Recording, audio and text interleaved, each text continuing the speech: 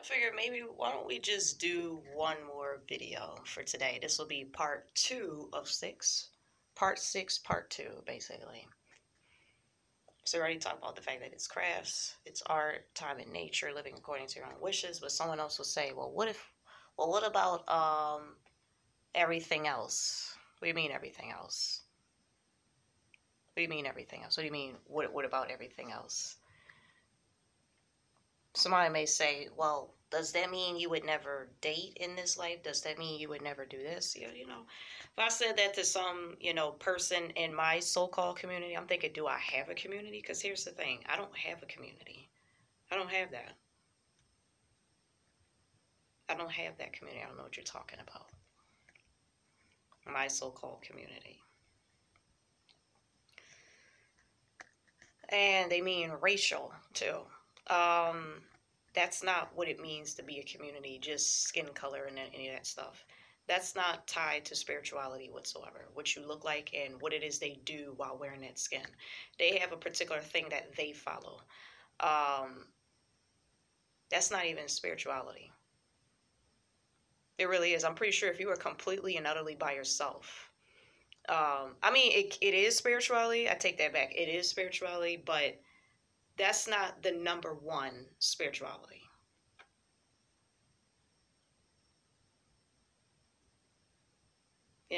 So, and if these people decide to attack each other at certain times, that's how you know that maybe it's not truly what positive spirituality is. I wouldn't consider it neutral spirituality.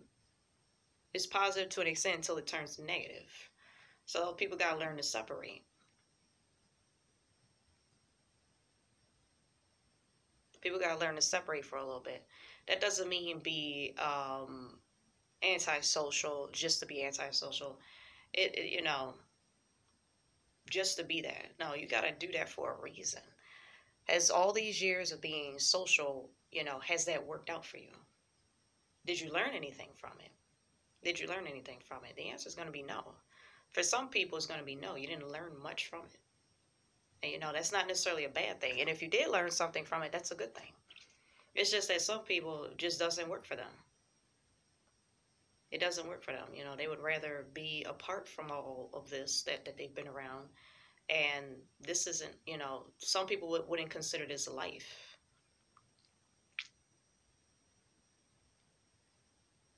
Some of it is monotonous, too repetitive, and, they don't want to deal with that anymore. And that's fine. So when somebody sees you based off what you look like, and they decide, well, why would you decide to, leave? They asking based off the gender, and they're also asking based off the skin tone. That's why they're asking that question. They don't know how to ask questions outside of skin tone. So that tells you how ignorant they are. They assume that certain skin tones and, how you look, you should want to belong somewhere. And they give an attitude pretending that they're intelligent, saying, oh, well, you shouldn't want to do that. Typically, it's a lot of typical, no offense to anybody, certain female brains and certain brains that are overly hormonal and completely sexual that might say something like that. Those are the type of people that have a problem with that. People that are not bound to hormones are able to, think and understand why you may want to try something differently, and they're less judging. They're accepting. They're accepting the fact that maybe you want to try something differently if certain things just don't do it for you. They just don't do it for you anymore. You're no longer interested. So the other people that are like hormonal and stuff, and all that stuff, they'll walk away, and then what they'll do is they'll fight hard to try to forget about you because they have to distract themselves with other individuals. Which, ironically, they hate being individuals. They got to follow everybody else's thought patterns and saying, I agree with everything this person says. That's really like the number one thing that makes people being non-individualistic more of a collective. It's funny how the United States is supposed to be individualistic, but 70% of the times it's collective. And I'm going to tell you why it's collective. 70% of the times. People hate thinking on their own terms. They just hate doing it. They hate doing it. They all want to agree on what religion should be. Certain people, they want to say, oh, this is the only religion that you need. They hate thinking on their own when they say stuff like that. What's another thing that they say? They'll say things like, "This is the only lifestyle that you need." That's another person that when they say that's the only thing that you need, they hate thinking on their own terms because, well, if they say that that's the only thing you need, and then there's a bunch of people there, and it's all bound to a government head or any system, those are the people that hate thinking on their own terms. Okay, those are the people that do that. Those are the only people that hate thinking on their own terms because it belongs to a collective. Now, if you're by yourself and you acknowledge that other people want to do what they want to do and you're just going about your business, you're thinking on your own terms. Not somebody that's saying that everybody's got to do the same thing. Those are people that don't think on their own terms, or people that are saying everybody has to do. No, you don't. No, you're not thinking on your own terms. You actually don't think on your own terms. Or, you're too busy desiring to be a codependent. You don't want to be by yourself. You're afraid of being alone.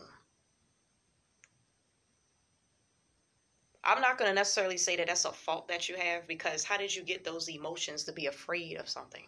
You have to work on that yourself.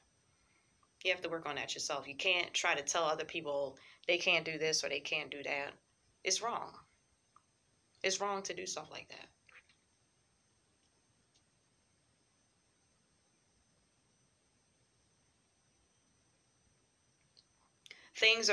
There are many things that deserve to be left behind. So I'm contemplating, when is the best time to get up and, just live out in nature and leave the metropolis behind, because I think the time when I was at that Paradise Farm camp, when I first talked about what spirituality is about, really spirituality is just a way of life, really. That's really all it is. It's not a doctrine. It's not a religion. It's none of that stuff. It's pretty much whatever you spend your breath on.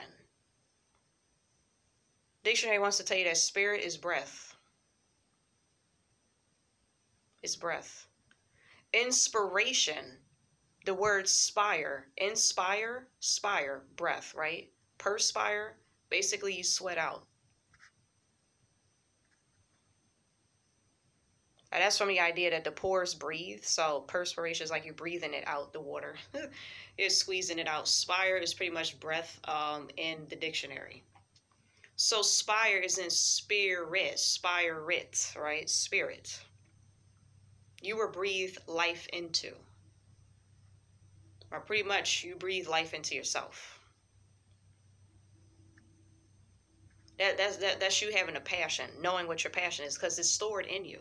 Only you know what you're good at. Only you know what you're meant for. Only you know these things. Nobody else can tell you what they think you're best at.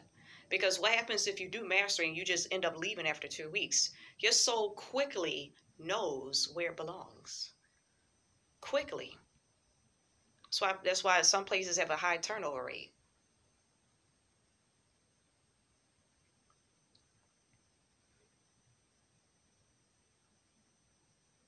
That's why they have that.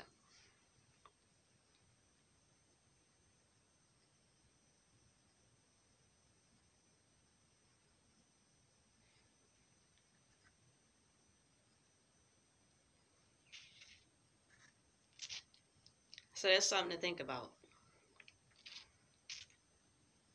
People weren't meant to do monotonous jobs that are boring as hell. Okay, they're boring as hell, and they don't fulfill anything. They don't fulfill anything in your life. When you're laying on your deathbed, or wherever it is you die, or whatever you do, right? When you die, when you're laying on your deathbed, you're gonna be looking at this time asking, did I do everything that I wanted to do? I could tell you that I did do some of everything that I wanted to do. I published books, 4 of them at least. One of them being fiction, another one being poetic, the other 2 being inspirational. The other 2 being inspirational in the sense one was about how to craft and conquer inner power, basically. If you're going to live in a society and you want to do what you want to do, work for yourself and all that stuff. Let's say you want to, be an author like myself. You could read that book, and I basically gave a short story somewhere in there about what that like itty bitty story about what that person did to maintain his stance or her stance or somebody's stance, whatever I named them or something, whatever it was they did to maintain a stance, stay at it. Could have been a YouTube channel, could have been some other kind of video service. If they would maintain this thing for so long that they get a certain amount of subscribers, they technically succeeded. The only time you fail is when you work on something and then you quit. That was a failure. Quitting is a failure. If you've never done something, you never failed at anything. So if you never failed at anything, you were never on the path of success. In order to touch success, you got to be able to touch failure sometimes. If you never touch failure, you're not on the path to success.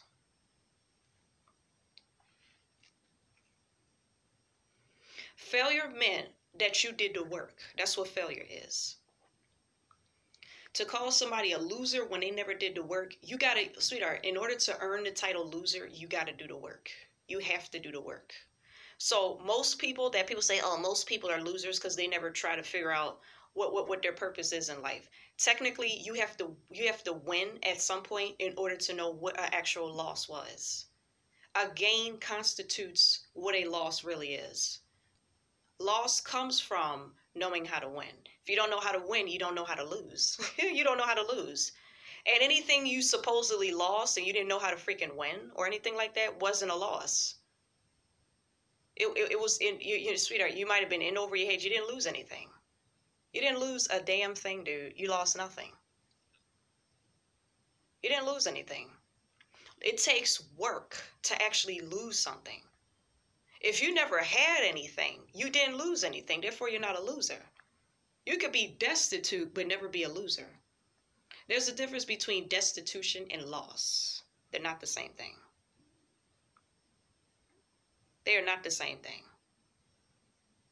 There are people, as soon as they turn 18, if they were in the system, they were in the foster care system, and they become homeless, what did you lose?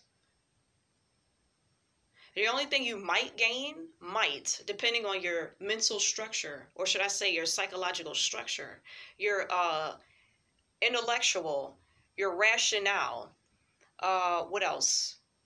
Your social structure within yourself, how you go about being socially structured with other people.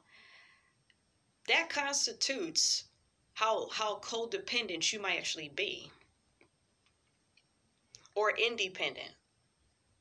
And then if you're a codependent, then that means you lost people because they let you go.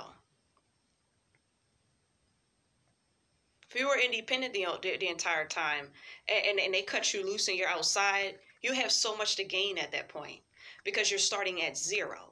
To go from level 5, and let's say it's up to a level 100, when you gain a network and they say your net worth is your network, if you were at level 5 because you're in the system, because the system equals level 5 to me.